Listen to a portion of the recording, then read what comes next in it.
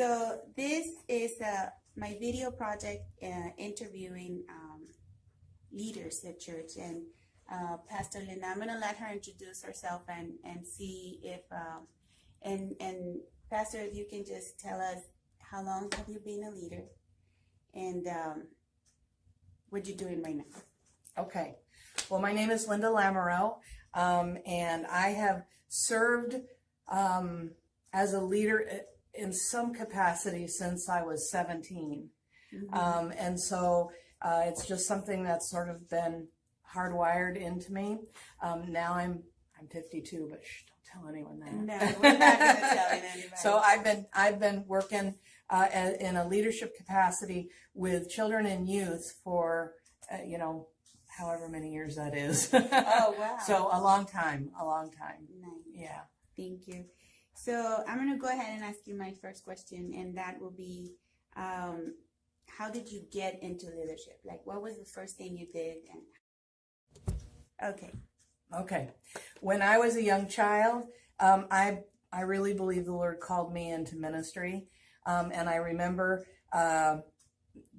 at that time I was going to a church where there were many missionaries, and the missionaries were coming and speaking to the body, and I was listening very intently, and I thought being a leader in the church meant that I had to be a missionary. Mm-hmm. And there was one gentleman who came who was ministering in Africa, and he was a doctor, and he was sharing all of these slides of these diseases that he was working with. Oh. And I said, I can't be. I went home and cried, and I told my mom, I cannot be in leadership in the church because I cannot do that. Wow.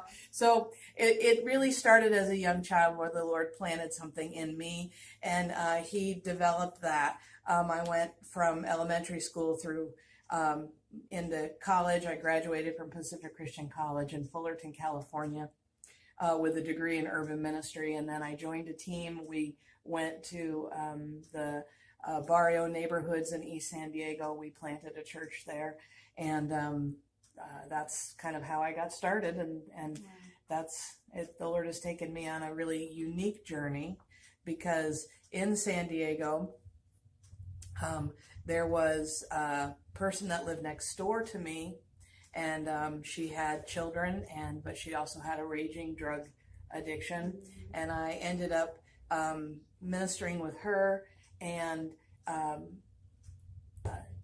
her children were taken from her custody, and I made an agreement with her that I would parent them until she got through rehab. Well, she never made it through rehab, so I ended up hanging on to those children as foster kids, eventually adopting them. Oh, wow. And now they're grown, but ministry took on a different role for me at that point, and leadership became a little different. And I stepped out of full-time ministry to raise those two boys, and became a school teacher and took on leadership inside the school district. And now both of my kids are grown, and the Lord opened the door for me to go back into ministry. So he sort of brought me full cycle, where I'm back where I started, and it's really exciting. Wow. The first go round of ministry was challenging for me. I was very young, very immature, and ended up getting in trouble with sin, and so stepping out of ministry was necessary for me. Even though I was raising these two kids, it was also necessary for me to step out of ministry at that time, because I needed to get healed, and I needed to get my life right with the Lord. And so now to be back in the same place as I was back then, it was like the Lord has restored me, and it's really exciting to be in this season of life and have all of this experience under my belt and walk back into this, because I'm a much different leader now than I was back then, and it's just exciting to be able to serve the Lord today. So, oh, that's awesome. Thank you. That's awesome. But then you have faced, I guess, a lot of challenges. Absolutely. In your leadership. What would be like the most challenging things that you have faced as leader? I think the the part that was the most difficult for me when I was young and continues to be the most difficult for me now is the expectation that people place on you. If you're a leader, they have such high standards for you. And so, it's dealing with people's frustration when you disappoint them, dealing with people that are, angry that you didn't accomplish A, B, and C on their behalf. I also get frustrated with when people don't buy into the vision and want to serve on the team, and they want to be part of what's going on. They don't want to be part of the solution, and it's easy for them to critique, but it's that they don't want to be part of the solution. And so, I feel like here we have this enormous goal that the Lord has called us to. I mean, the fields are white unto harvest, and we've got thousands of kids right at our back door that are dying and going to hell that we need to be reaching. And so there's this massive calling on our lives. And so you start developing vision and process and ways to connect to that. And then people will set a standard and say, this is not good or this is wrong, but they don't want to be part of helping fulfill that calling. So that continues to be an ongoing issue, and that's just human nature. That's just dealing with people, and you just have to love them and you have to move forward with it. But those are the days that it gets tough, is when someone comes in and complains or says, you're doing this wrong, or that you're not good enough, or, those are the days where you're like, oh. Yeah. So I'm personally not very good at confronting people, but what do you do when you're trying to cast division, as you just say, and you see people coming with personal agendas? How do you confront that people? I try to confront them with love. I'm not very good at confronting either. I'm much better at keeping the peace than I am confronting. But I usually will take a couple of seconds and say, Lord, show me what to do in this situation. And the Lord is so faithful. He always gives me a plan. And so, or he'll show me a back door to go through it so that we can continue to keep the peace and bring correction and even many times healing to that person, where, their perception of a situation is wrong because they're seeing it through their own lens, their own injury, their own heartbreak. And so they're not seeing it accurately. And if you'll just take a second with the Lord and say, show me, Jesus, how you would handle this situation. And he will often show you that spot in their heart that needs to be healed. And it gives you this amazing compassion for them, because all of a sudden, where I was angry and frustrated and disturbed, now I'm compassionate, I'm understanding, I have peace, because they're coming at it from that place of injury, not necessarily that they're right, that they're just coming at it from a wrong perspective. And so if you just take a minute and rest in the Lord, he's so faithful to show you how to go through that. But I'm not a good confronter either. I hate it. I hate it. I'd much rather see peace than get fussy with people. Yeah. But I like your answer. Would you tell me what are the rewards of leadership? I know you just mentioned out of camera that sometimes the challenges are more than the rewards. But what is it that you see as a reward that it just keeps you going? Sometimes I feel like ministry is like treasure hunting, and I've watched this silly show on TV where they would get a clue for the treasure, and then they'd start digging, and they'd spend all of this energy and time digging, and they'd get to the bottom of the pit, and there's nothing there. And so they'd come up and they'd be disappointed, and then they'd get another clue. I feel like sometimes ministry is like that, where you're like, okay, I know how to invade this situation, and I know how to dig for that treasure. Let's go for it. And you dig and you dig and you dig and you dig, and sometimes you come up with nothing. And sometimes it's really there can be a real frustration in being a leader at times. But there's that day where you've spent all of this, you've cast the vision, you've said to the team, I think the treasure is here. Mm-hmm. And the team buys in, and you put in the work, and you dig, and there's the treasure. Mm-hmm. And you're like, yeah, Amen. there's the treasure.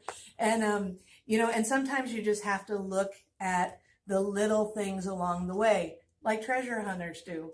Mm-hmm. Like, they get excited over finding one coin. Mm-hmm. And sometimes you just have to say, I've got this one little kid who today had a really good day, who today listened, who today got the biblical concept. Maybe they memorized their verse, Mm-hmm. but it was a good day. And maybe that's just like this one little treasure coin.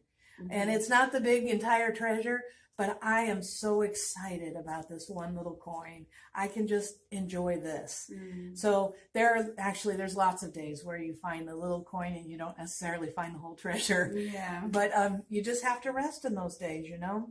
Nice. We're at Skyway Church, where I'm currently pastoring. When I came on to staff, the children's and youth ministry was virtually non-existent. There were a couple of teachers that had hung on, didn't want to give up. We had a handful of kids in programs. And so as I came on, and I just said, okay, Lord, here I am back at this place again. You're calling me back to ministry. So you show me exactly what you want done. And you know, he started really giving me this beautiful vision of a seamless flow, where our children would come in at age 0 and they would flow all the way up until they're in college. And that we started really sort of connecting the dots of all of the developmental strategies we were putting in place, all of the ways that we were going to minister to the children, all of the ways we were going to connect with adults who wanted to come along and serve. How was I going to equip them and train them? How was I going to say, okay, now you get to run with this vision? Mm-hmm. How was I going to communicate that? And so we started seeing this vision come together. Now, I've been here for 5 years. This is after 5 years of praying that the Lord has revealed this. Like I said, little pieces of silver along the way, Mm-hmm. right? And you put it together, and all of a sudden, we're starting now at 5-year mark going, I see what the treasure is that you've been talking about all this time. I see it. We have this seamless flow where if I bring a kid in at age 0 at Skyway, by the time they graduate from college, they're equipped. They're filled with the Holy Spirit. They know the word. It's memorized. It's in their heart. It's what motivates them. And now all of a sudden. So my last question, Pastor, would be, as I want to go into this, it's my goal to be a leader one day. Mm-hmm. And so your best advice, what would you tell me before? Because I know there's people advising, do something else. Just go do something else.